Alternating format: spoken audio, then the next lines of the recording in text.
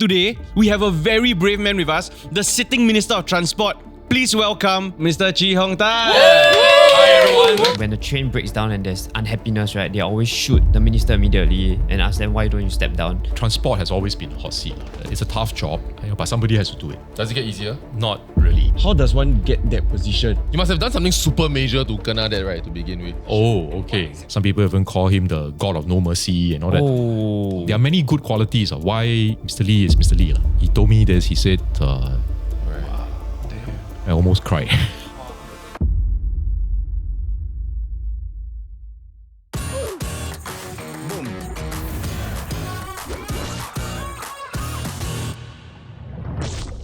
The last time we had a Minister of Transport on the show, things didn't go too well. But then, today, we have a very brave man with us, the sitting Minister of Transport.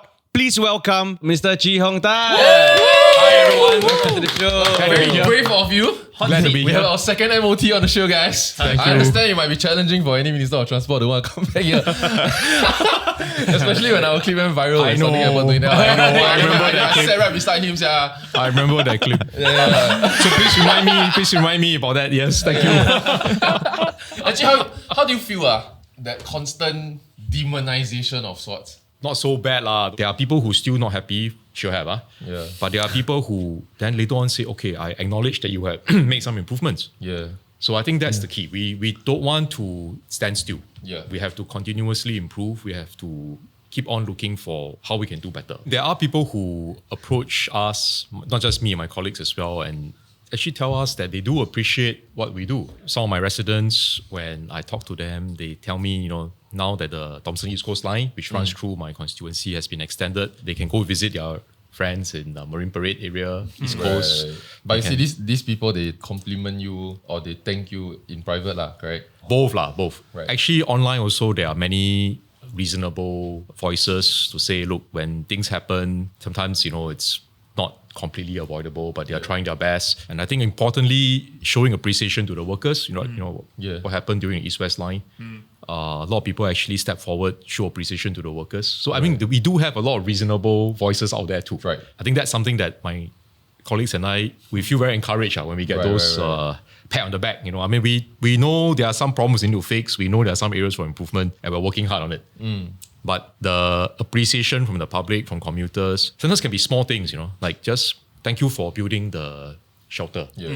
Especially like rain. Actually, for the position of Minister of Transport, right? How did you get the call? Like, how do they ask you? Who asked you to become the Minister of When Transport? something happened to this one, like, please don't call me, please don't call me. Yeah. Wait, first of all, I didn't know something happened to him. Right. Oh, okay. When I was caught, I was told by former PM and Assembly now, the next day they are going to suspend Mr. Iswaran because he's going to be placed under investigation. Right. So I got a shock. He then told me that he would like me to take over as acting minister. That was in July 2023. Right. Yeah. Cannot say no, right, this one? I mean, I was already in MOT at that time. I was a senior minister of state. I've been MOT since the last GE 2020. So I think I have some familiarity with the work. So if you need someone to step in quickly in this kind of situation where it's a very abrupt change, I think you better find someone who at least have some familiarity with the role, right? So that's why I think I was asked to step in for that reason. What was going through your mind? I think the first thing was shock because none of us expected this. The next thing that entered my mind was how then do we make sure that we maintain the morale of the team? Because you can imagine the next day when this news goes public, the shock waves will go through the entire organization, right? And then also our stat boards, our industry partners. So I think that's the number one priority for me at that time. Right. How do you stabilize the ship? How do you maintain the morale? How do you assure people that the work will continue? The ship must continue to sail. That was your first thought. That is different. I'll call my wife and be like, Xiao Liao. I understand that you are an engineer by training, right? Yes, I am. So at some point when Electrical you took over the engineering. portfolio, which is app, right? So Depends. I feel like This one involves all kinds of engineering, It's civil, true. mechanical, electrical. But I Because feel like like not every portfolio matches like the qualification of Correct, like the minister sometimes. This one doesn't really fully match also lah. Okay lah, close Only enough some lah. aspects. Only some aspects. so when you first took over, right, which is quite an abrupt takeover, right, of the job. Did you feel like, okay, I'm gonna use my engineering degree and know-how, right, No. The first night, midnight, you go and stand there and figure out how come cannot. No. Because my engineering knowledge and skills are nowhere near my colleagues who are practicing engineers. Yeah. So I shouldn't pretend that I know more. But at about least they engineering. cannot snook you, man. No, like if they want to, they can. Snook over. No, there's a limit to how much I can know about Okay. engineering. I have not touched it Right. for quite some time, and even though I'm interested in it. So what I take away is not so much the knowledge and the know-how, because that part you cannot match the practicing engineers and the professional engineers. But what I take away from my engineering training is more the approach, the problem-solving approach. Right. Coming up with practical solutions, finding technologies that can help you to overcome challenges. I think that part is useful. Right. Because you have to be a bit scared. Like the position has an interesting history. One of the more prominent positions you had in your career was being a private secretary to Minister Mentor Lee, right?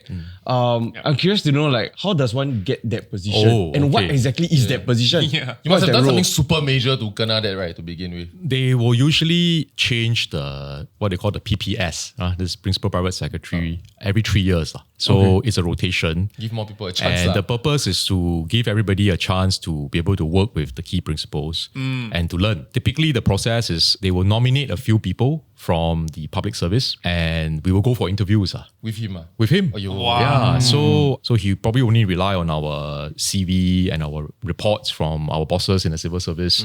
Where we met him. Quite scary.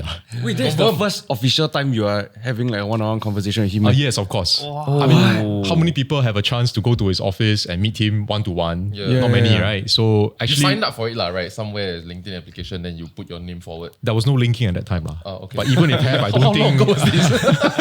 This was 2007 when I went for Right, the right. interview. So as I said, they nominate a few people and then we were asked to, I'm sure he has a sort of a short list, right? Yeah. He So, would- Chop, you didn't put your name up for nomination. no. I see. Oh, someone nominated. okay, Yeah, interesting. this is one of those you What an you honor. cannot apply on. You cannot Yeah, apply yeah. on. The service will put up the nominees Right. and then MM will shortlist to interview. Those of us who get called up for the interview, amongst those who are called up, then he will choose one. Right. So what are some of the interview questions? Oh, You okay. can So I don't know. I'll always remember that interview.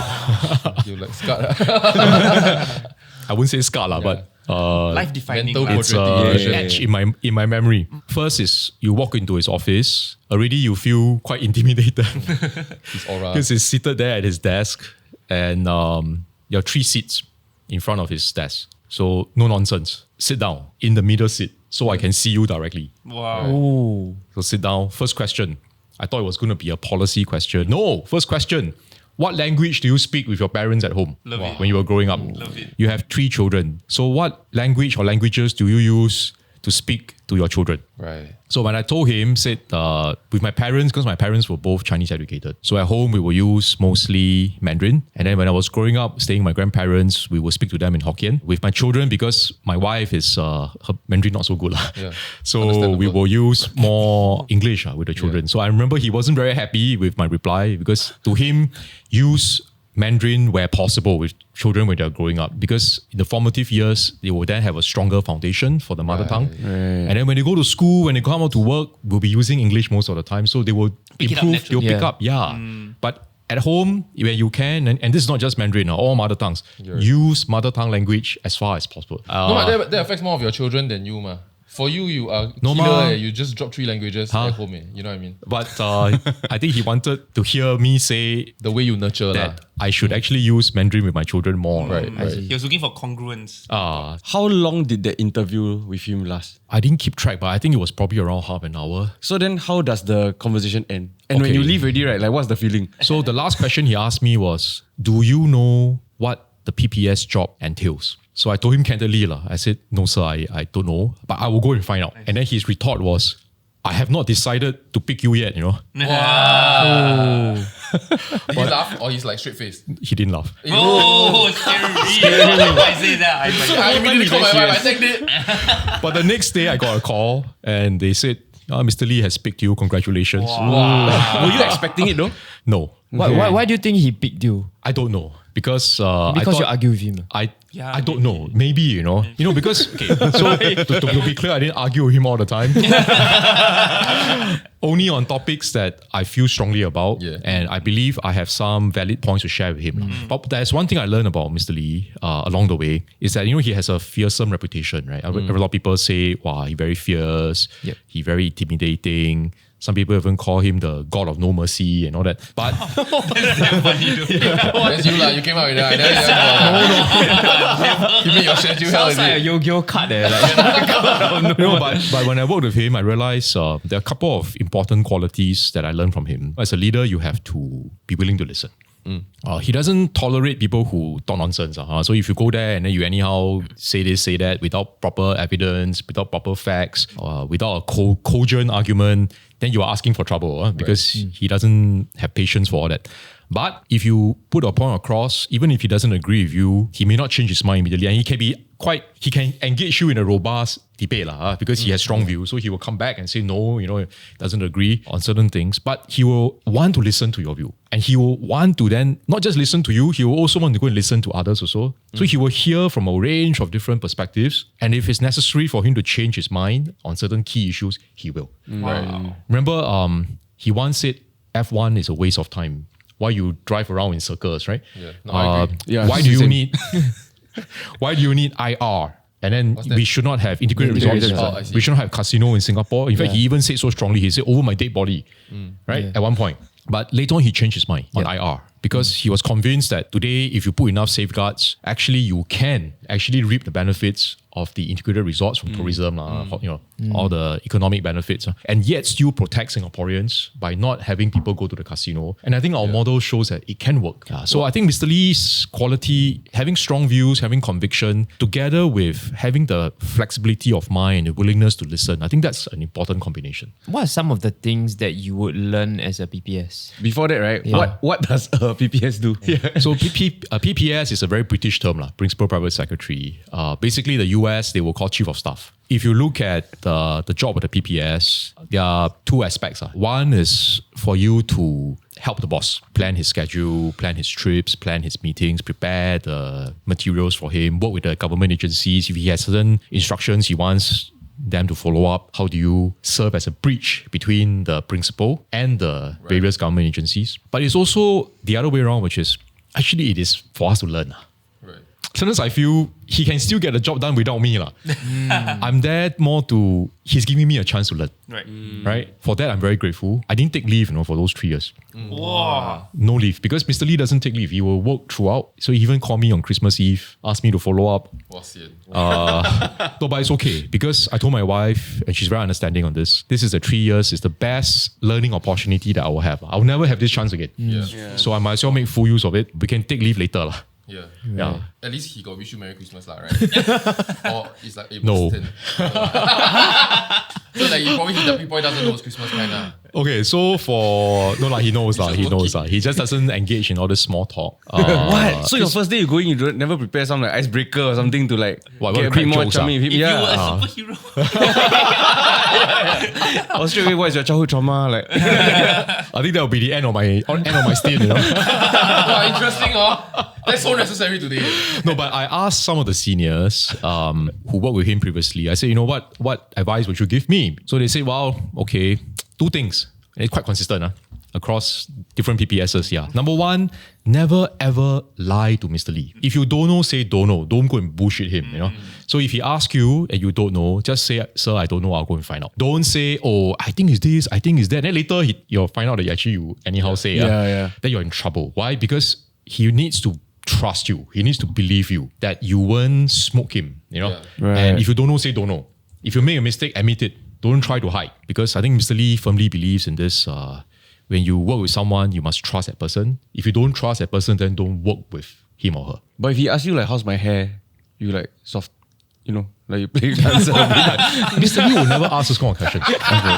He very seldom pay attention to himself. He spends most of his time always thinking about Singapore, how to make Singapore better. Are there any new ideas that we can think of? Are there any new ways to make things better? How come this other country can do this? How come we can't do it in Singapore? He's always looking out for this kind of things. Quite stressful about the agencies because you always need to push yourself. But I think it's good because it forces all of us to have that, don't be complacent, don't be satisfied with the status quo. Always look for areas for improvement. Right. Yeah. So anyway, that was the first advice. The second advice is this. They said, Mr. Lee is quite old school. Don't expect to be praised, expect to be scolded. And the reward for doing well is to get more work. Right. Oh, is that why you do this also? Are you saying I remind you of... He never complimented us before. Hey, what nonsense? Damn well for me. Compliment privately. Why they compliment you, compare you to Mr. Lee. You get more work, bro. The last meeting I had with him was Friday. I was going to go in as the chief executive of the Energy Market Authority. EMA, yeah. So that Friday when I went to say goodbye to him, Hoping to get a hug out of him or whatnot, right? At this point. 3 years. At least handshake lah. we got a handshake, yes. Okay. Got a handshake. Yeah, but Mr. Lee was, as usual, a man of few words when it comes to such things. He told me this, he said, you're a quick learner and you have served me well. And I wish you all the best for the next part of your career. And I hope there's more you can do for Singapore. Right. I almost cried. Wow. Yeah. And then after that, he gave me a book. It was his 80th birthday where they published a book, him and Mrs. Lee inside, photos. And then he just signed off and say, many thanks. And he signed off. Yeah, so I still keep that with me. Oh, for sure. Along the way, sometimes, he has some fruits and things like that. He will say, oh, your children like fruits. Right. And he'll give me some and things like that. I mean, it's his way of saying thank you. Yeah, but one thing about Mr. Lee is this. He treats his staff in the office and also his PSO, his security officers. He treats them very well, actually. He looks after them.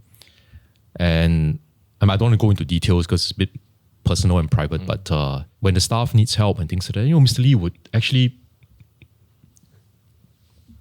do what he can to look after them, including using his own money, So he's a very good boss. He's willing to teach you. I mean, he's strict. He sets high standards.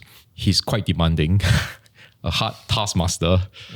And he expects a lot from all of us, get a job done well. And if you don't do a job properly, you sure gonna. But you learn in the process and you can feel it. He wants you to improve. He wants you to learn. And if you're willing to learn, he's willing to teach. And you don't have to worry at any point in time that if anything happens, you will have to go and face the music yourself. No, he'll be accountable for the decisions that he make. And then he will say, this is my decision.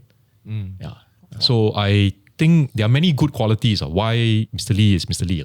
Right. Yeah. At the world stage, there's also something which I think a lot of people respect him, which is, and it's something that we continue today, which is we don't say one thing to one country and another thing to another country. We say the consistent message, whether is it to country A, country B, country C, and it's always based on what is in Singapore's interest. Consistent, principled, and always acting in the best interest of Singapore and Singaporeans.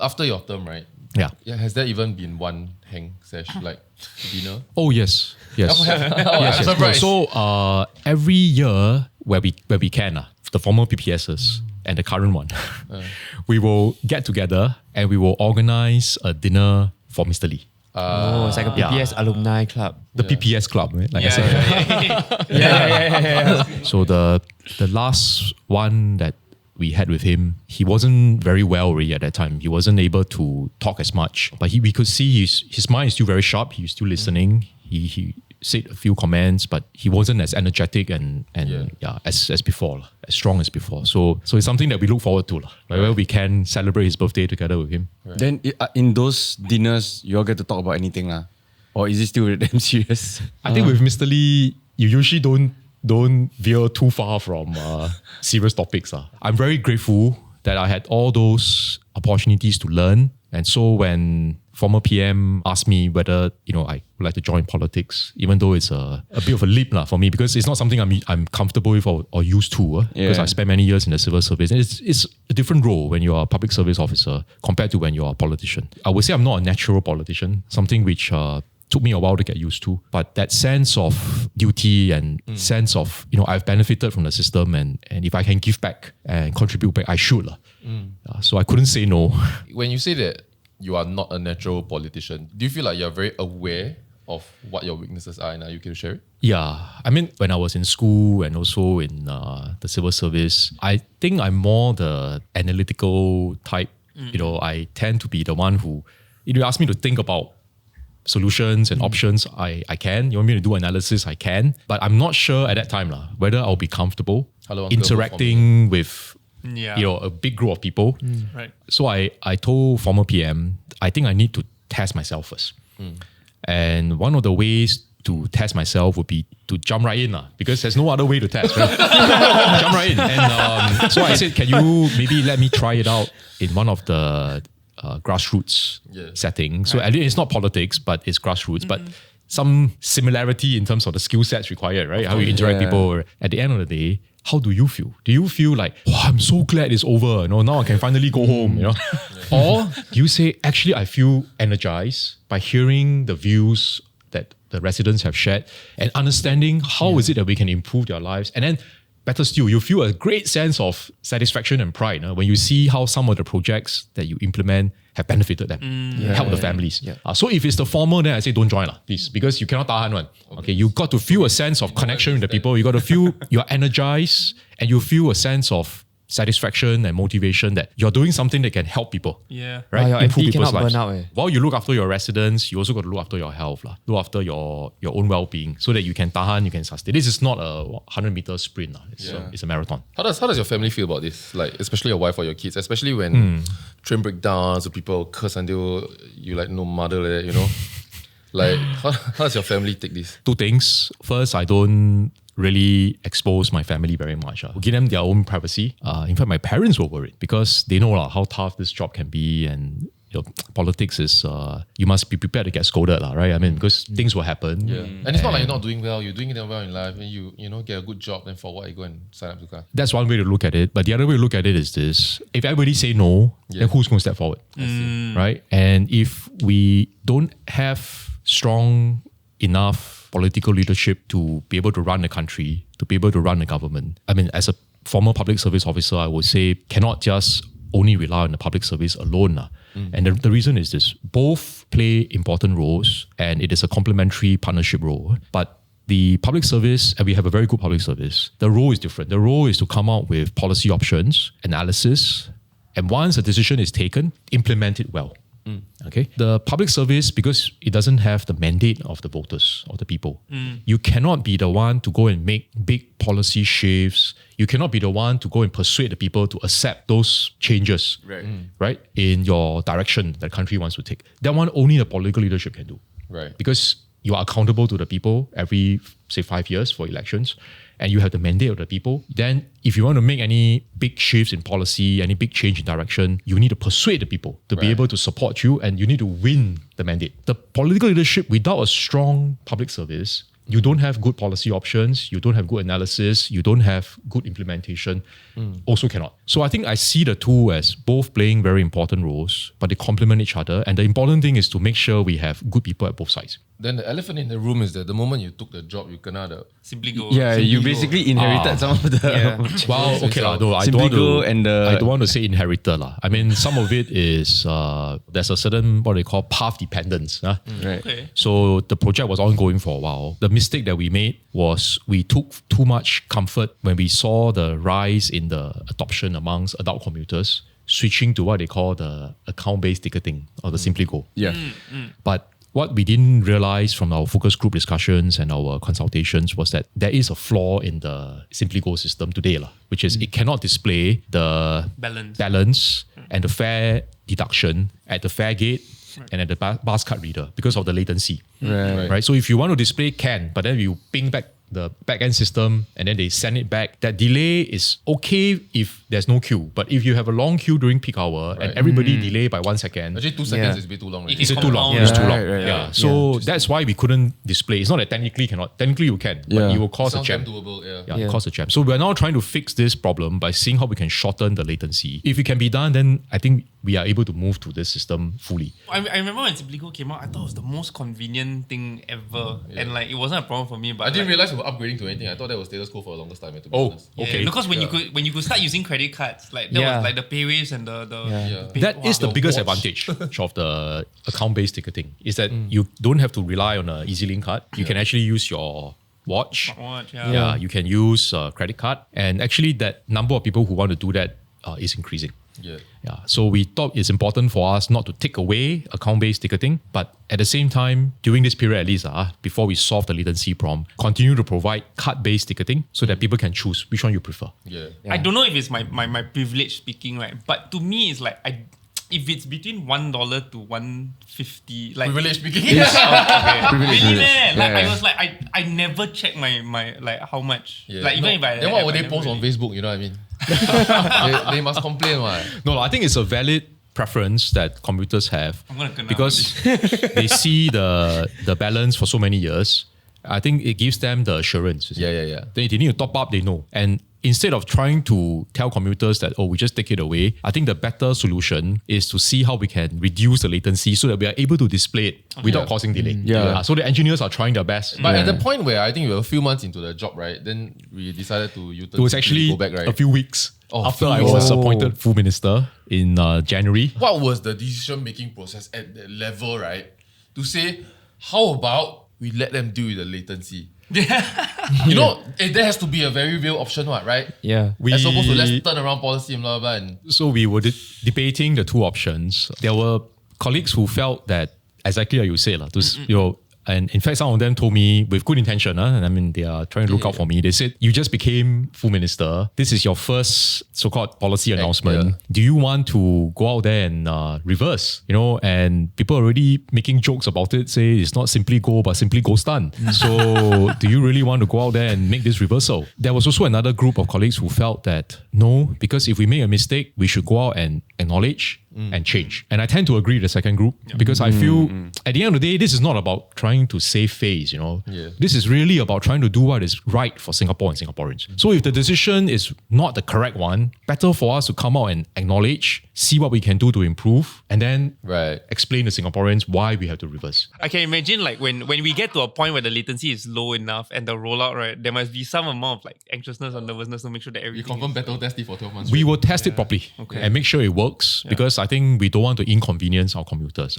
So we will only go out and say we will take away the card-based ticketing system if we are confident that this SimplyGo, the account-based ticketing, can provide all the features of the card-based ticketing, including showing the deductions and the balance. Then I think it's okay. At this point, we're inventing stuff already, right? It's not about finding a suitable vendor already, right? We have to... We are testing different solutions, and we also need to upgrade the connectivity for buses because for trains it's okay, the stations are fixed, right? Your fare gates are fixed, but bus is going around. So your bus connectivity, the link is actually a wireless connection. And today, not all the buses are running at 4G and above. So I think our plan is to see if you want to do this, actually you should upgrade everything to 5G. Yeah. Then it's faster. The country don't even have 100% 5G yet, right? In progress. We have a lot of new MRT lines and new policies and whatnot, right? But the fares keep rising, and online, I think that with the commuters, the streets, sentiment is that that's they don't feel like the service is improving. So, what do you have to say to people who feel like they are kind of like paying more for essentially the same experience? So we will make sure that we continue to expand our MRT network and also our bus network. Okay, so let me explain. For MRT, we are opening up new stations, right? And also new lines. We just opened the Hume station not too long ago.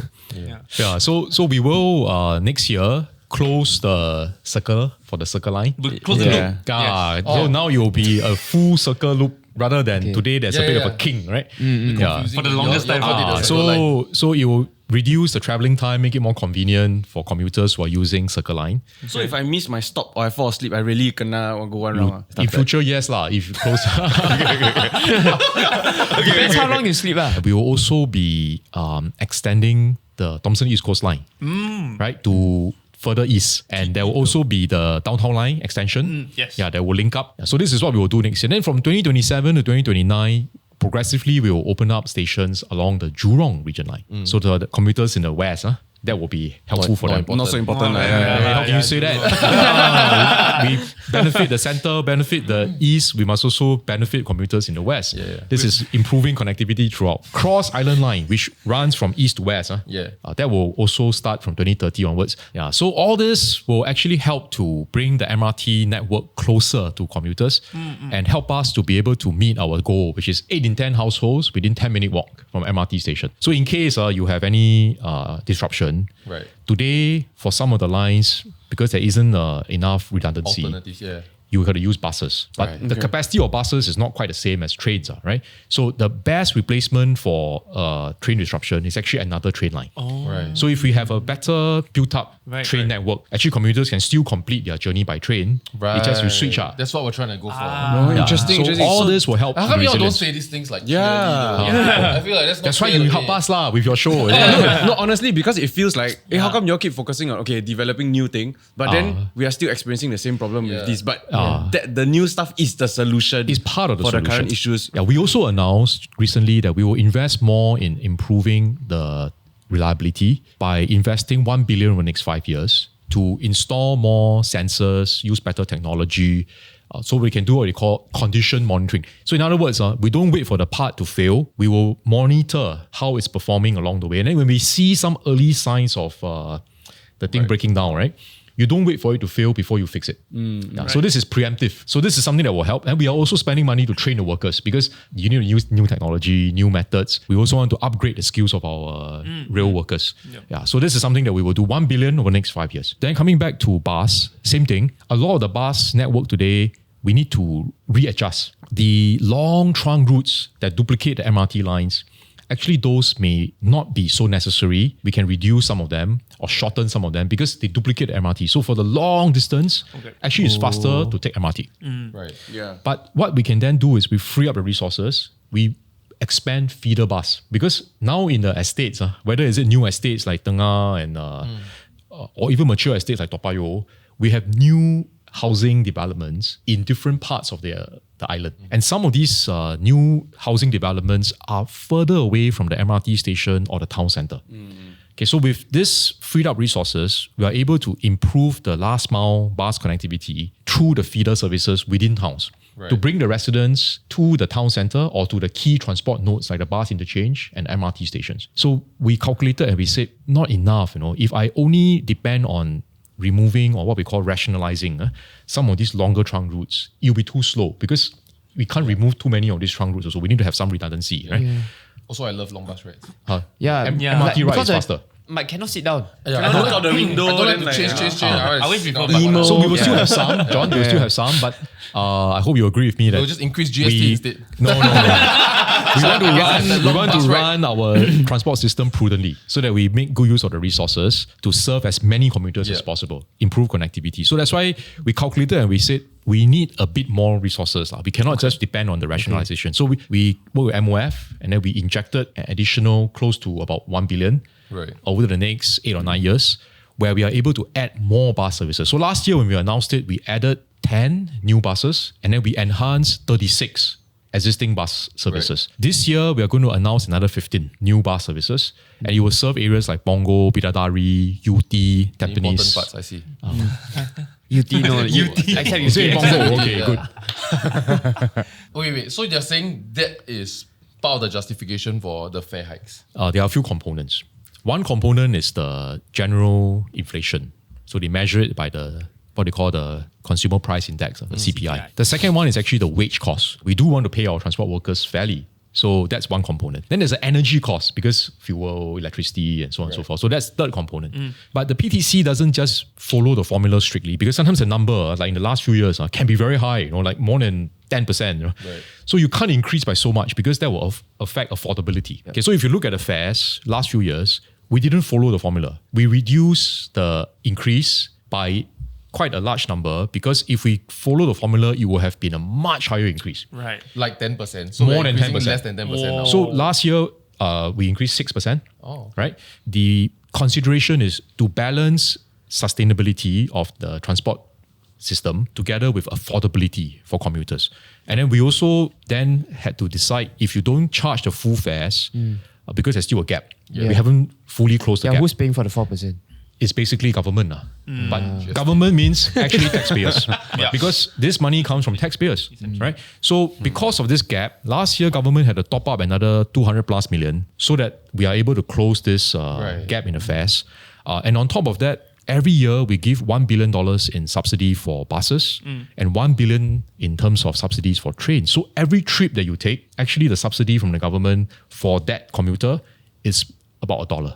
Every trip, every journey. Which means your operators are already actually all loss making. Well, the operators, we don't want them to be persistently losing money because if they persistently lose money, they won't be able to retain the staff. They won't be able to build out the capabilities. Then we will see more problems, reliability issues and things like that. So we want to make sure that the operators are able to operate sustainably. We don't want them to make excessive profits. So like for bus contracts, for example, we will have bus tender and then we try to squeeze the productivity improvements and the efficiency gains. But we do need to allow them to be able to earn a sustainable return so they can continue to provide the service.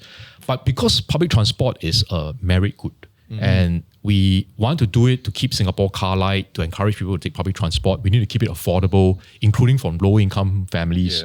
So therefore, the government's policy is we will subsidize. Right. So 1 billion baseline subsidy for trains, 1 billion for bus, and then if on top of that, we need to give extra because the fare formula, we don't fully close the gap. Government MOF will top up further. Right. Yeah. Then in addition, we have what we call public transport vouchers that are targeted for lower and lower middle income families. So last year we raised the threshold so that more families can qualify. I think 60,000 more families can qualify after we adjusted the threshold. And we also raised the quantum to $60. Previously it was $50. And families that need help, they can apply and then we will be able to assist them with this. It's basically you can use this voucher to top up your card. Right. And you have some credit and then you can use that to take public transport. Go 7-Eleven though? No, only for public transport. It's gated, I see. Smart. The Cross Island line, right? Yeah. I recently learned that the Cross Island line, y'all spend a lot of time trying to skirt around the Central Reserve catchment. Not skirt a lot, like how to build into it, right? Built underneath. Underneath, yeah. So 70 meters. how difficult is that process to get You all went so under the deep? catchment, like below the water. Under the no, this is a nature reserve. Oh, I see, I see. Yeah. I see. So there were two options. Central There were two Nature options previously that were discussed. One was to go deep under, and at that time they were looking at 40 meters, so as to minimize the impact on the nature, the animals, the plants, and it's a more direct route. Yeah. Right. The second option that was floated earlier was why not you go round? Yeah. But the problem with going round is first you increase the distance, you increase the cost, but even more important, there are a lot of people staying at the boundary, Right. including my residents in Upper Thomson. Yep. So if you say go around, all of them will have to move. You have to remove so many homes, right? You know that whole estate from Union Park all the way up, Suzhou Garden, Windsor Park. That whole stretch, we have so many residents. They've been staying there for decades. That's a home for so many people. Yeah. Yep. So we shouldn't do that, right? I mean, it's not fair. Also, And there's also probably built through the catchment so area. in the end, the decision was let's go direct route, save traveling time when it's finished. It's also lower cost and it won't affect the residents. So then how do we mitigate the concerns on the nature groups and which is valid. I mean, we are not trying to affect the environment. We're trying to see how we can achieve both objectives. So the compromise was in the end, let's say possible, we go deeper. So from 40, they become 70. So it's harder from an engineering point because that part of the island, if you look at the geology, it's a lot of granite. Yeah. Right? The big so rock. it's hard rocks. Yeah. So I think it's important for us to try and see how we can achieve both objectives. Protect nature, don't affect the plants and the animals as much as possible. But also, I think in the end, do what is right for commuters and for residents. Right? I think it's a better way than going round because the trade-offs are tremendous. Yeah. Wow. So from what I understand, right, it's instead of clearing a space to bring in the bore machines to see how deep the bedrock is, right, you're actually pick out like soil samples and survey the area using the trails. They do what they call boreholes. So they drill and then they see what is the geology, and then they also consult the various stakeholder groups to make sure that we understand what the concerns are. So this is quite an elaborate process. But you need to find a good engineering solution to be able to overcome some of the trade-offs. Throughout this whole process, they really like impressive to me that a government would spend so much time to preserve the nature instead of I just. But this bulldoze is these where trees. his point of view on why elected, like having people's mandate versus no people's mandate, the difference. Yeah. Because as a public servant, if you do that, then I'm like, did I ask you to save the tree? Like, how about build faster? You know what I mean? Someone needs to make the call to be like, no, we'll save the monkey. There are always trade-offs, and I think that's where it's not just the government. Actually, this is where the country as a whole, we need to have more of this kind of conversations. So we know where the balance needs to be struck, and it's not a black and white 1 or 0. It's not a binary kind of thing. Very often it's where you want to draw the line. Right. And be clear about what the trade-offs are, because then at least you enter with your eyes open. I think that's the problem, because like a lot of times, and maybe it is communicated, but a lot of times when it reaches members of public, a lot of announcements just seem like the announcement, but people don't actually see the decision-making process or the trade-offs of how we got here. And I think like if more of us understood, right, actually we'll be quite understanding with quite a lot Having of said that, we're not asking for press release. No. Let's not talk about that. Let's make it very Maybe clear. just more appearances here. So we need to find ways to communicate the rationale behind, the reasons behind, And I think whether is it through a podcast or whether is it through other comms channels, I think we need to explain. Last year we had a spate of different incidents, right? So starting from the oil spill, then it was the turbulence, the air, SIA one, remember? Then after that was the train breakdown.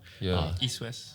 So we had a few incidents. So you are just an unlucky man, or has this always happened in Singapore? Has it always been like that? Well, I would say this. I think transport has always been a hot seat.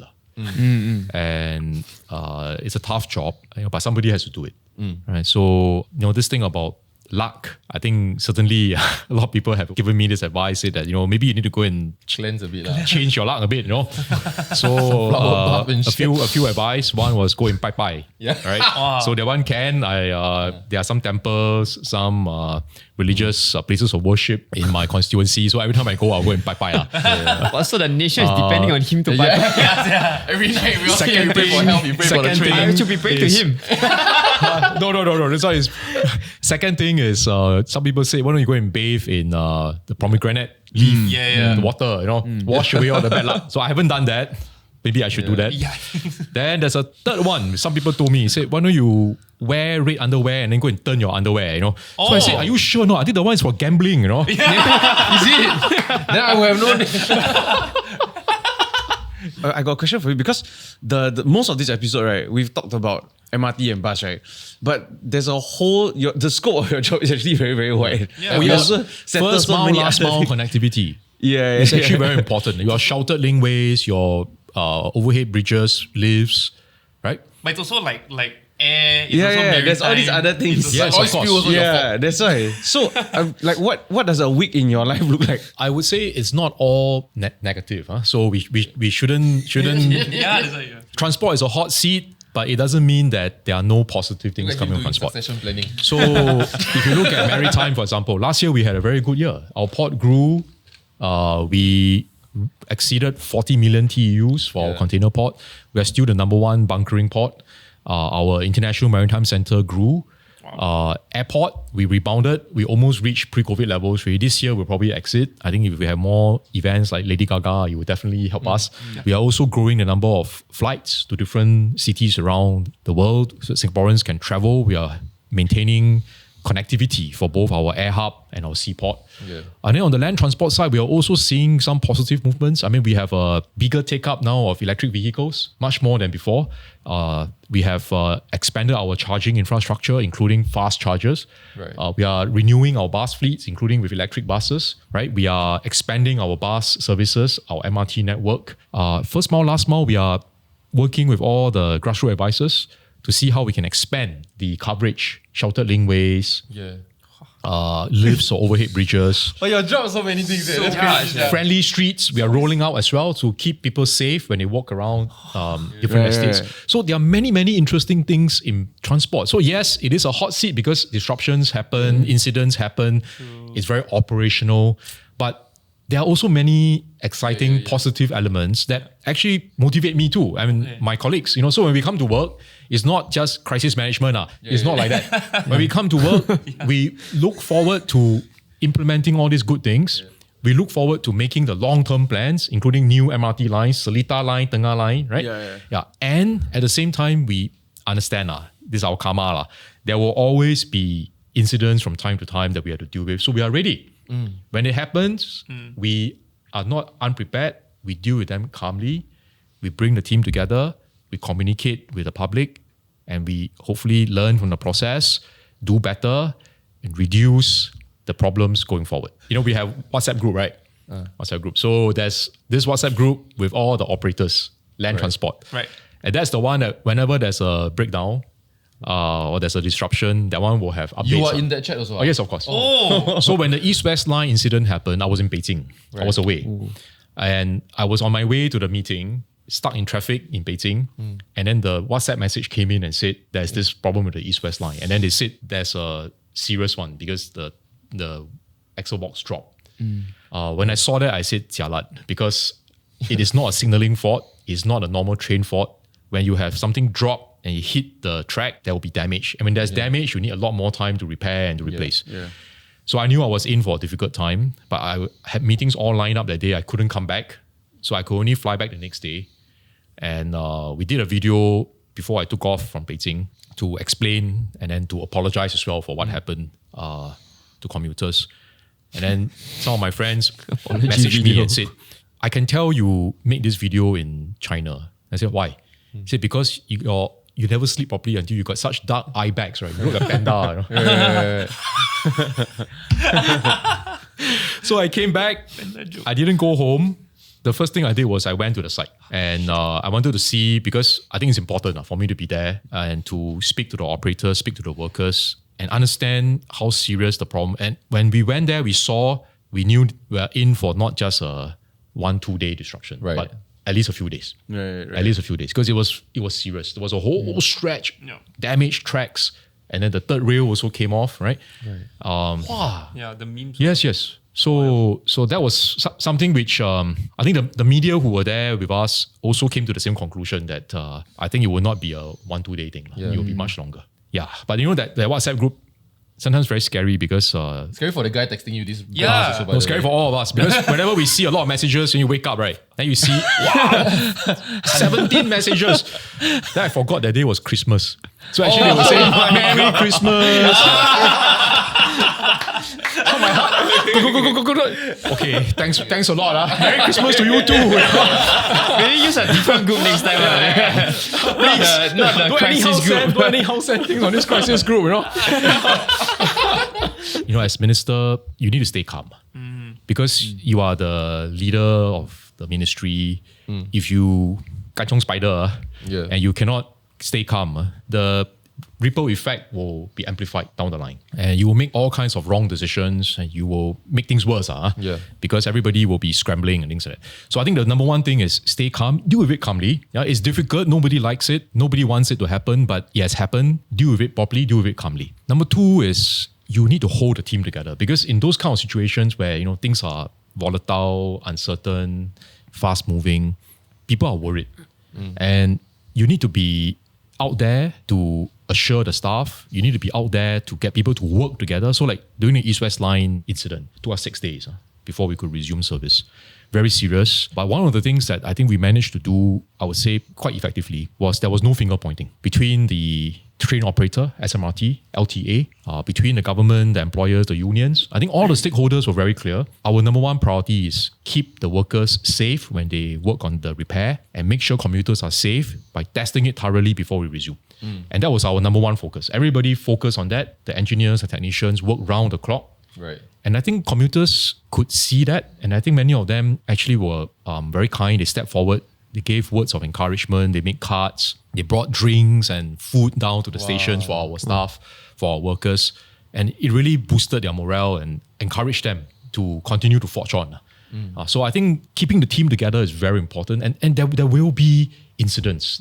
We're not going to have zero incidents. No matter how high your reliability is, it's not going to be zero in terms of your incidents. There will still be disruption, right? And we need to be able to have a system where Actually, why? if things happen, Why must there be disruptions? look, the train is running such a large system, complex system, interrelated parts, interdependent parts. You have signaling system, you have mechanical system, you have rail, you have the... Right. It's actually a very complex system. And day in, day out when you run, it's not possible to not have any incident at all. Incidents do happen from time to time. What we want to minimize would be the number of incidents, number of breakdowns. We want to reduce the frequency. So we measure this by what we call the mean kilometers between failure. And today we are overall system close to about 2 million train kilometers. before failure. Yeah, and this puts us in the top tier with other very reliable metros like Taipei, some of the metros in China, Japan. So I think this category we want to keep ourselves there, and that's why we need to invest, improve reliability. But the other one is response, because when it happens, how do you then react? Ferry all the people there. That's right. How do you react effectively to it? How do you shorten the disruption? How do you make sure that commuters can still continue their journey, whether through bus or by train? How do you communicate with commuters? Right. So those are important areas for us to focus on. And that's why I think it's important to also look at how we communicate, how we explain, so that commuters are aware what happened and what steps they can take. And then like what we discussed just now, if you are able to design the system to have greater resilience, so that in case something happens, people are able to switch to another train line. Right. Then you minimize the impact. Yeah, so I think we should design the system not by saying there will be assuming no disruption, because that's not realistic. Yeah. Disruptions do happen. We want to minimize. We want to keep them as infrequent as possible, but they will still happen. Second element is when they happen, how do you help commuters to be able to cope? What are the other options so that people can continue with their journeys? I think if we can design it that way, then I think we will have a safer, more reliable and more resilient public transport network. In political stakeholder management, whenever train disruptions happen, maybe like 2 times too near each other, right? The public calls for you to, for example, they expect you to step down, or the minister to apologize, or for example, or as minister, why don't you fire the guy in charge of trains? What goes through your mind when these expectations are set on you? First, we have to understand that this job of keeping our system safe, reliable and resilient is a job that goes beyond any single individual. It requires the entire team, the one transport family, to work together. Okay, so whoever is the minister, I think first need to help to bring the team together, build trust. Second, understand what is it that the guys on the ground need to be able to do their job well. So like when I have a chance to go down and look at what they are doing at a control center out there, when they are doing the maintenance at night, the testing together with the workers, then you get a better sense of what are some of the things that you can do to help them. Because the minister and the people in the ministry, in LTA, many of us are not going to be able to go down there and repair the thing ourselves or to maintain the thing ourselves. What we need to do is to be able to empower and equip our frontline workers who are doing that day in, day out, to have more resources, to have the training that they need, to have the technology that they need. And that is why I push for this $1 billion over the next 5 years, rail reliability further injection as part of our support for our operators and our workers to be able to do their jobs well. And I think we need to help them to be able to have more resources, to have better technology. And we also need to then invest in upgrading our systems. Some of them are getting older already. So we have station rejuvenation, systems upgrades. And that's something that we will continue to do. Right. We are not going to solve all the gaps and all the problems overnight. This is a process that requires time, and we will need to be able to do this year after year and see the improvements happen over time as well. We had some real difficulties in the earlier years when at that time, the mean kilometers between failure was only 150,000 kilometers. When Mr. Corbyn took over, he brought the team together. He invested in giving them more resources. And I think he boosted the reliability, the MKBF, to more than 1 million. Okay, so I see my role now as continuing what Mr. Kaur has done, but we need to go further because now we have more rail lines, we have more systems, new train lines coming. It's good, but when you have more lines coming in, more trains running, actually what it means is that the absolute number of disruptions will go up. Increase the propensity. That's right, because you have a larger surface area, right? Yeah. And there are more trains running. So all the more we need to pay attention to reliability, safety, and resilience. And that's why it's a continuous process. And I hope whoever is going to be the transport minister, whether it's myself or somebody else, this will remain the focus. Whether it's you or somebody else. You're not running already. No, because The humility. at some point we will have some changes. So I don't know how much longer PM would like me to stay at MOT, but I will stay for as long as I'm able to contribute. My point is it's not about me. Yeah. Regardless of whether is it Chee Hong Tat or somebody else who is transport minister, I think it's the approach that matters. And this approach is what I think we need to continue so that we get the best outcome for commuters and for Singapore. Yeah, I think it's very interesting to look at the comparisons between like the values that you've had and that you shared. And earlier on in the interview when you talked about the values that I guess you've kind of picked up from Minister Mentor Lee about like if there was a mistake, like admit to it. And I think like that kind of is very evident in like the U-turn, and that there was a need for that I think SimplyGo stand, right, essentially. But also in that like if there was anything that went wrong in the system, whether it was part of your team or whatever, you as the leader take responsibility and take ownership. And I think that's something that's so evident that I think people don't give you enough credit for. It was just very interesting like throughout the interview to actually like witness this and to notice this. Thank you. You're being very kind. Then I don't do it because I want people to give me credit. I do it because I think this is the right way for someone in a leadership position to behave, be able to earn the trust from the people you work with. And if you take credit when things go well and push blame when things don't go well, who is going to respect you and trust you? Who's going to want to work with you? And I think it's important for us to recognize this, that this is not about us as individuals. In the end, this is about how we allow the whole team as a whole to be able to perform well, right? Because it requires a team effort. And I think this is true at the government level. It's also true at the even larger level, which is the whole of Singapore. How do we bring out the best in our team members? How do we empower them to be able to achieve what they want to do even better? If we inspire people and we equip them, we empower them, and sometimes they go beyond what we ourselves as leaders can even imagine, then they surprise us pleasantly with new breakthroughs, new innovations, new ways of doing things. And this is what I hope to see. So just now you mentioned something, I think John mentioned about how when a train breaks down and there's unhappiness, right, they always shoot the minister immediately and ask them, why don't you step down?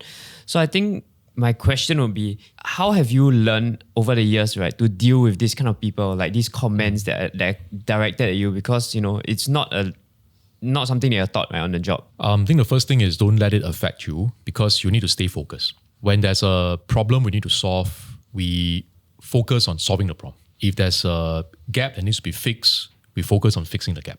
At the end of the day, I think it's really for Singaporeans to decide how I perform, whether I should continue, especially for my residents in Bishan, Toa Payoh, whether they want to continue to support me or not. It's really for them to decide. I tell you my fear for you. My fear for you is that you clearly are a very hardworking man. You are clearly a good man for the job. But maybe you don't want, or maybe you're not that good at doing the political stakeholder management side of things. What's going to happen to the rest of Singapore is that someone that's very charismatic is going to do the job. And that's not necessarily what's best for the country. Yeah. That is my fear. I understand, John. I understand. I mean, so I think all of us have to be aware of our strengths and our weaknesses. I will continue to focus on what I can do well. And I think solving problems, fixing the gaps and the issues, improving the system, those are things which I believe I can contribute, and I want to focus on that. But in areas where we need to step up and do better and improve, I will certainly also do so, because you're right. I mean, I can't just do the part one without the part two. I am not unwilling to share about what we do. I'm not unwilling to go out there and engage our stakeholders. I mean, I do that in my role as MP. You do, yeah. Right? Within my GRC, within my constituency, I do engage my residents. I do share with them what we do, but of course at a more local level. At the national level, I think that's where government as a whole, we often have this challenge because a lot of the things we do, people may not be aware and difficult to explain sometimes, and it's difficult for people to appreciate. And that's why I think we need to find different channels, including through podcasts, to be able to reach out, right? We are able to help people to understand. We are able to help people to appreciate what has been done. And then importantly also, don't assume that everything is perfect. It's not. There are still areas for improvement, whether it's in transport or in other areas. So the important thing for us is also to be humble and to recognize that this is an ongoing, continuous improvement process. After my interaction with you today, right, my sensing is that you're not a very romantic man. Am I right? Well, I think my wife will disagree with you. Hey!